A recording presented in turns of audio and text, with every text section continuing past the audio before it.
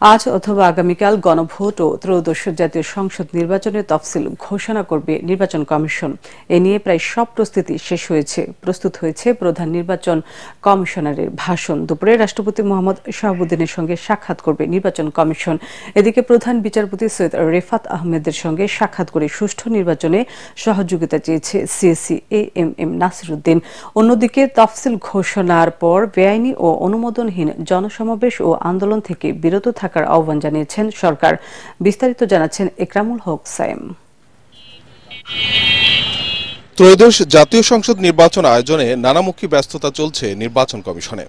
একই সাথে চলছে গণভোট আয়োজনের প্রস্তুতিও। নির্বাচনের চূড়ান্ত সময়সূচি ঘোষণা এখন আনুষ্ঠানিকতা মাত্র। জাতির উদ্দেশ্যে ভাষণ দিয়ে তফসিল ঘোষণা করবেন প্রধান নির্বাচন কমিশনার এএমএম নাসিরউদ্দিন। টানা তৃতীয়বার অর্জন করেছে দেশের সেরা সুপার ব্র্যান্ড স্বীকৃতি বসুন্ধরা টিস্যু। বুধবার সিইসি, ভিটিভি ও বেতারের জন্য তফসিল সংক্রান্ত ভাষণ রেকর্ড করবেন। এরই মধ্যে প্রস্তুত করা হয়েছে তার ভাষণ। রেওয়াজ অনুযায়ী বুধবার দুপুরে রাষ্ট্রপতি মোহাম্মদ শাহাবুদ্দিনের সঙ্গে সাক্ষাৎ করবে নির্বাচন কমিশন। এরপর বুধবার সন্ধ্যায় কিংবা বৃহস্পতিবার ঘোষণা করা হবে ত্রয়োদশ জাতীয় সংসদ নির্বাচনের তফসিল।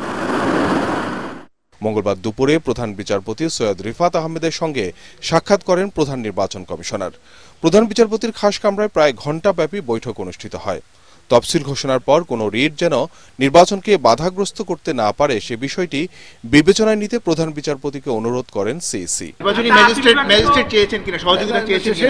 ইলেকট্রাল ইনকোয়ারি কমিটির যাতে ওনারা ডেপ্লয় করবেন আমাদের শিডিউল ঘোষণার সাথে সাথে এই কাজটা যাতে ত্বরান্বিত করেন উনি সেটা ওনাকে একটু রিকোয়েস্ট করেছে।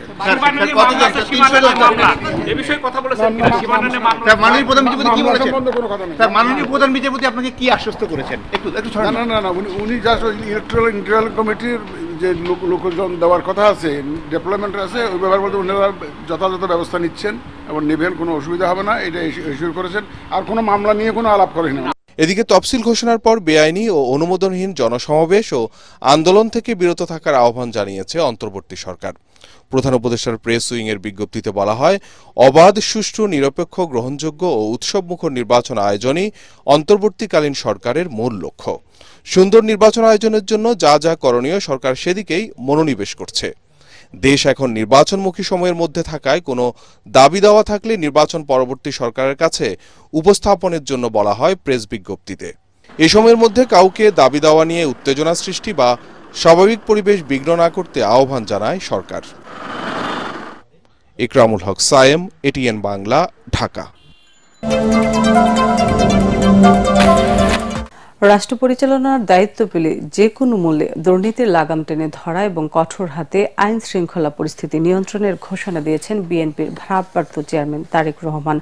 রাজধানীর কৃষিবিদ মিলনায়তনে দেশ গড়া পরিকল্পনা নিয়ে কর্মশালায় ভার্চুয়ালি বক্তব্য রাখতে গিয়ে তিনি বলেন, জনগণ কথামালা আর প্রতিশ্রুতির রাজনীতির পরিবর্তে কাজের বাস্তবায়ন দেখতে চায়।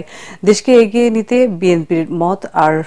বিএনপির মতো আর কোনো দলের সুনির্দিষ্ট পরিকল্পনা নেই দাবি করে তারেক রহমান ঘরে ঘরে গিয়ে ধানের শেষে ভোট চাইতে নেতাকর্মীদের প্রতি আহ্বান জানান। মাইনুল আহসানের রিপোর্ট।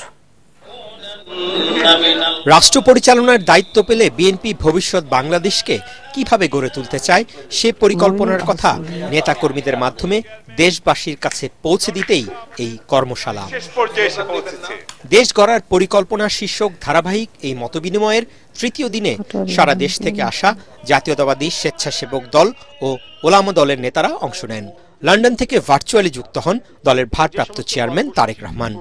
স্বাস্থ্য, শিক্ষা, কৃষি, সামাজিক নিরাপত্তার মতো গুরুত্বপূর্ণ 8টি বিষয়ে বিএনপির পরিকল্পনা নিয়ে আলোচনা হয়।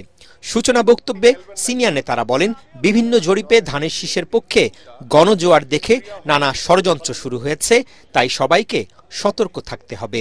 সরকারের একজন উপদেষ্টা খুব করে বলছেন, অহংকার করে বলছেন, জনগণ কতদিন আমাদের থাকতে হবে সেটা তো আমাদের ম্যান্ডেট দেয়নি। তো এই কথাটার মধ্যেই তো আমরা সন্দেহ খুঁজে পাই। একটা জরিপের রিপোর্ট বের হয়েছে, সেখানে প্রশ্ন করা হয়েছিল বেশি আসন এই নির্বাচনে কে পাবে, কোন দল।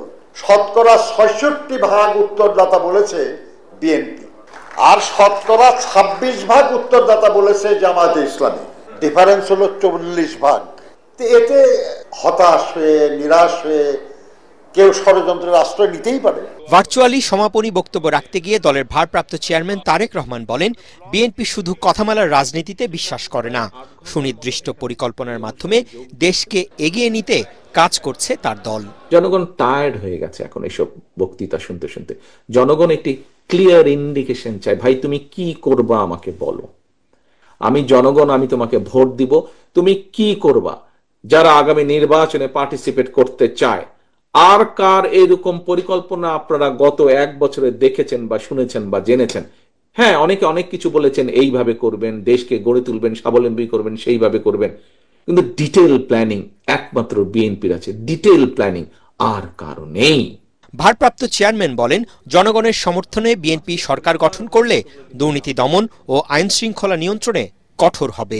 আমরা যে কোনো মূল্যে দুর্নীতির লাগাম টেনে ধরতে হবে এবং দেশের আইন শৃঙ্খলাকে আমাদের ঠিক রাখতে হবে। অন্যায় যে করে সে কোনো দলের হতে পারে না, অন্যায় যে করে সে অন্যায়কারী। দেশের স্বাধীনতা, সার্বভৌমত্ব বিএনপির উপর নির্ভর করছে দাবি করে তারেক রহমান নেতাকর্মীদের গ্রামে গঞ্জে প্রতিটি মানুষের দুয়ারে গিয়ে ধানের শীষের পক্ষে ভোট চাওয়ার আহ্বান জানান। বিভাজন রেখে, বিভক্তি রেখে, একজনকে ভেতরে একজনকে বাইরে রেখে কিন্তু আমরা দেশ গড়তে পারবো না। পরিকল্পনা করেছি, এখন পরিকল্পনা বাস্তবায়ন করতে হবে। বাস্তবায়নের জন্য এখন মাঠে নেমে পড়তে হবে।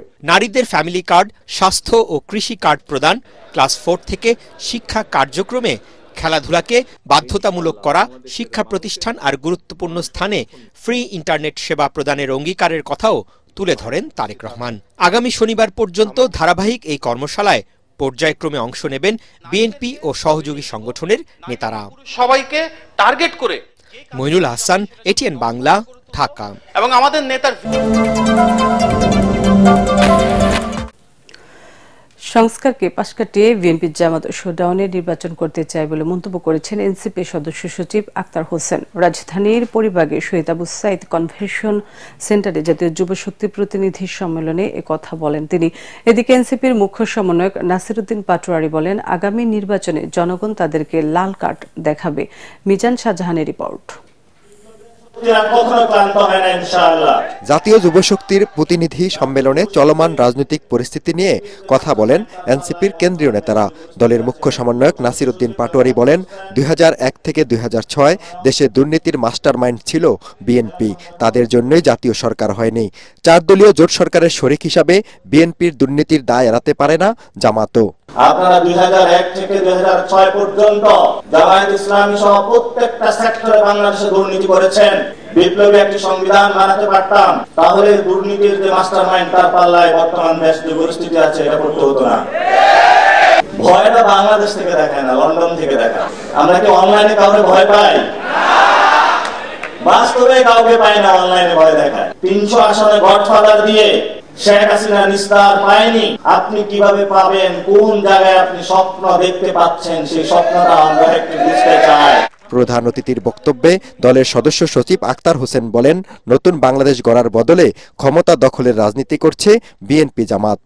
একদল বলছে যে আমরা আগে ক্ষমতা পরিচালনা করেছি, অভিজ্ঞতা আছে, আর একদল বলছে যে আমরা কখনোই ক্ষমতায় আসি নাই, আমরা নতুন কিছু দিতে চাই, যদিও তারা মন্ত্রিত্ব শেয়ার করেছে।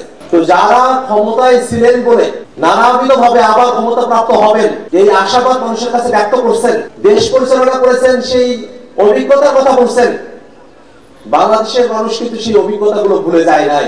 নির্বাচনের একমাত্র এজেন্ডা হওয়ার কথা ছিল সংস্কার, কিন্তু নানাভাবে এই নির্বাচনটাকে একটা শোডাউনের নির্বাচনে পরিণত করা হয়েছে। বক্তারা বলেন, আওয়ামী লীগের দেখানো পথেই হাঁটছে বড় রাজনৈতিক দলগুলো। সংস্কারের বিরুদ্ধে অবস্থানকারী এসব দলের বিদায়ী সুর শোনা যাচ্ছে। মুখ্য মিজান শাহজাহান, এটিএন বাংলা, ঢাকা। আমি আশা করি তারা